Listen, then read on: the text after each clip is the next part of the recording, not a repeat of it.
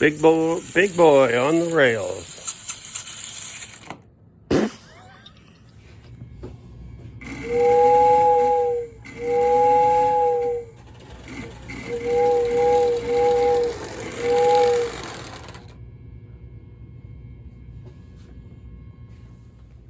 Hello everybody and welcome back to Old, Frail, and Decrepit. This video we're going to have a look at a brand new locomotive.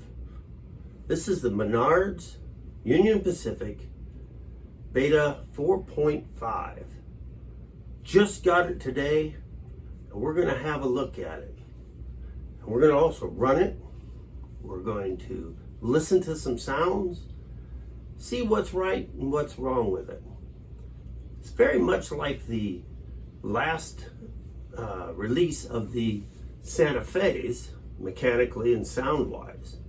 Now, I haven't even started this up yet, so we're going to find out together if the thing's even going to run.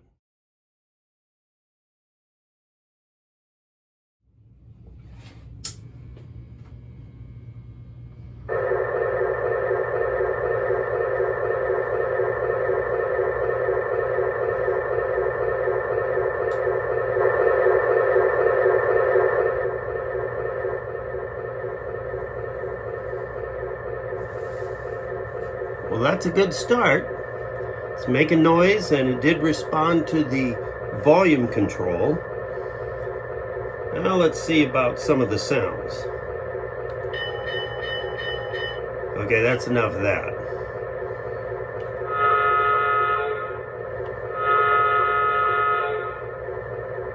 Yeah, it could be worse.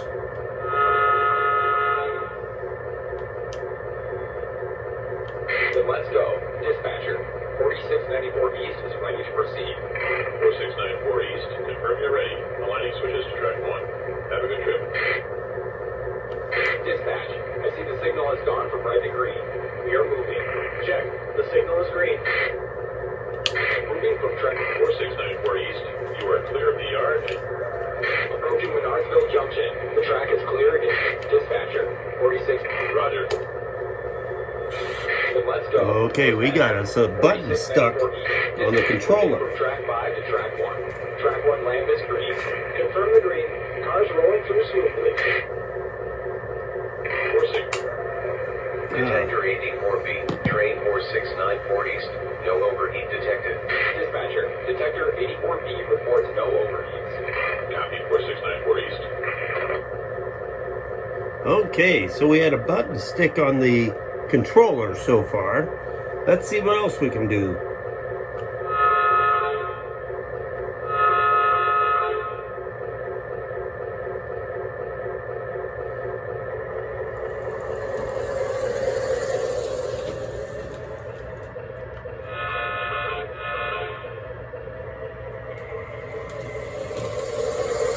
Now, that does have the directional lighting.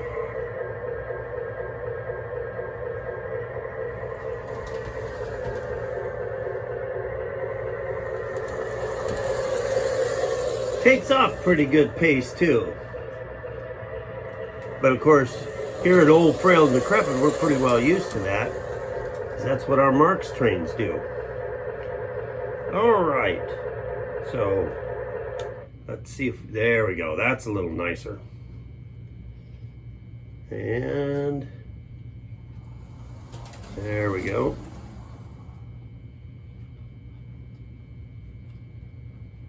Now we got, okay, so we're about almost a quarter of the way on before the light comes on. Now after it gets to moving, you can back it off a little slower. But even before you come to the stop position, it cuts power. So we've now established that it is actually going to run.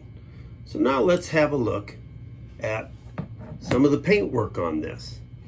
Because this here is the same mechanical and sound type system as what you had with the last Santa Fe's.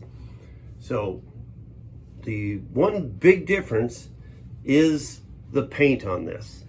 So let's just have a look and see just what I saw when I opened this up tonight.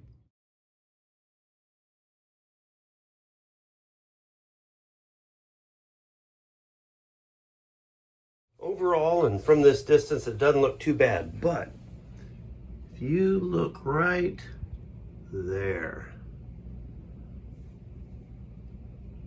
in the process, this must have happened before they painted it, because the louvers and the edge of the vent there was damaged before they painted it, because the paint goes right through the little damaged section there. So that's one of the first things that I noticed on it. And as you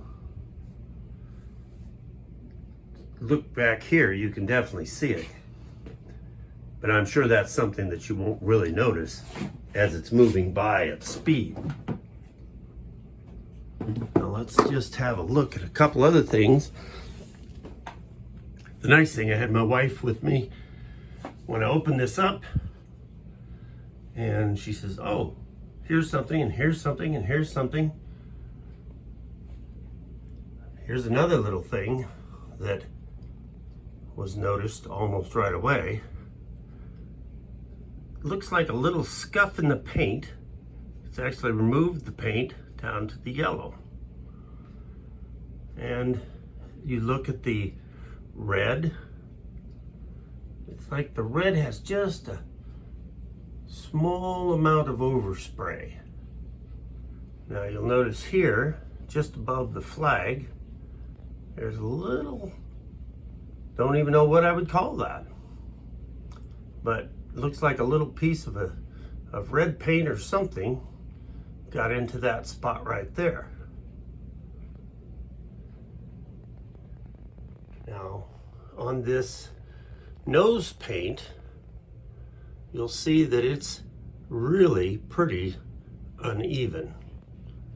On the other side over here, you can see where there's kind of almost a bleed through, or where it was whatever they did to mask it off, where it didn't really mask it real solid.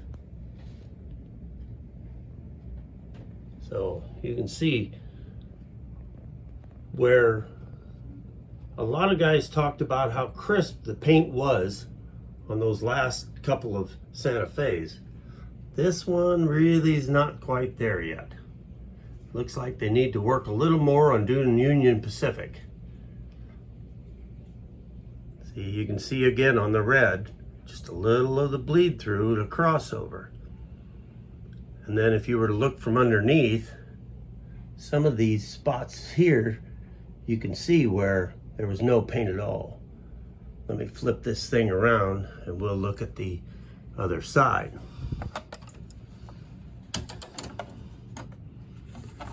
And we'll see if I can do all this without dropping it.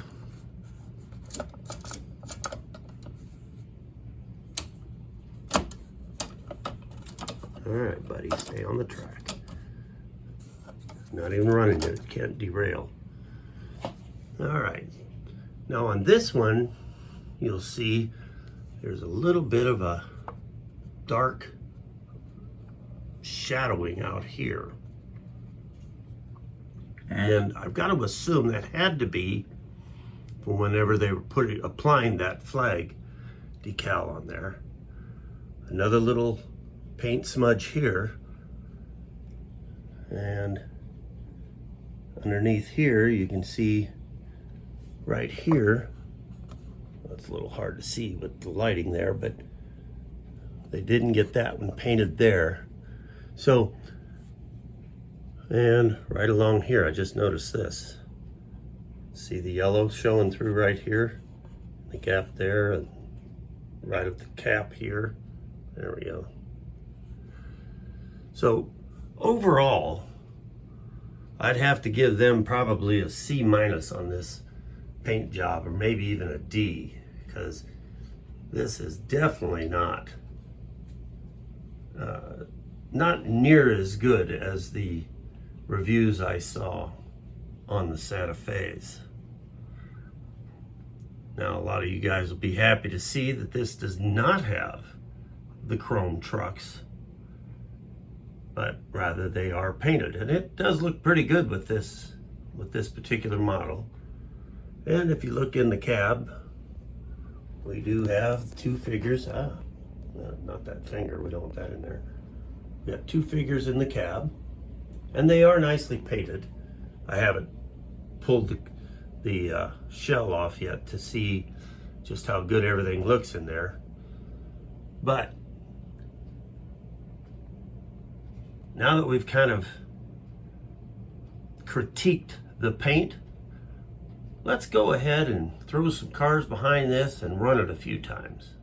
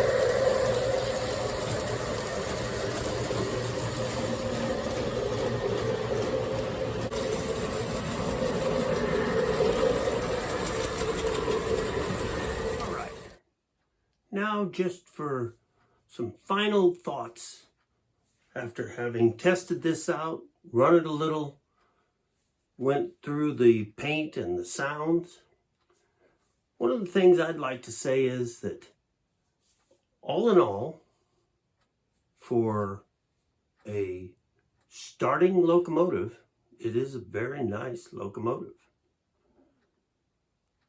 It's not a legacy level or any of those other premier type locomotive, but it is what it is, a good place to start. Now, Menards did some very smart things in bringing this out. One of them is making it completely compatible with Lionel. As you see, I've got Lionel cars of various ages that I've put on this. Even found a way to hook up some Joyline cars to it. But it's a good place to start. You know, a lot of people wouldn't be able to afford a $500, $600, $700 locomotive, or even a complete set of $500 or $600, $700. But with a locomotive like this, you can get a good start without having to skip a house payment. So, what would I say? Even for you guys that are rivet counters, I'd say buy one of these. The advantage that these have is that, you know, you've got children or grandchildren, or like my son, a father, who you don't really want to trust with your very best locomotives. This is a good locomotive. I won't hesitate to turn my grandchildren loose with this thing, because they seem to enjoy running trains, and this will be a good one for them to run. It makes noise, it looks realistic in their eyes and in mine, because I'm not real good at recognizing missing details, but it's a good locomotive. Now, what's going to happen in the future? Well, here at the Old Frail and Decrepit, we run our locomotives. So, a year from now, we're going to see what kind of shape this is in. 2 years, 3 years? Shoot, if I'm still around, in 10 years we might still try it. See if the thing's still going to run. But, I've got to say, Menards, you did a good job with this one, bringing out something that was affordable, even for people like me who have to work for a living. So, thanks for watching, and leave a comment. Let me know what you think of it, and whether you'd buy the Union Pacific from the Menards O-Gauge trains. Thanks.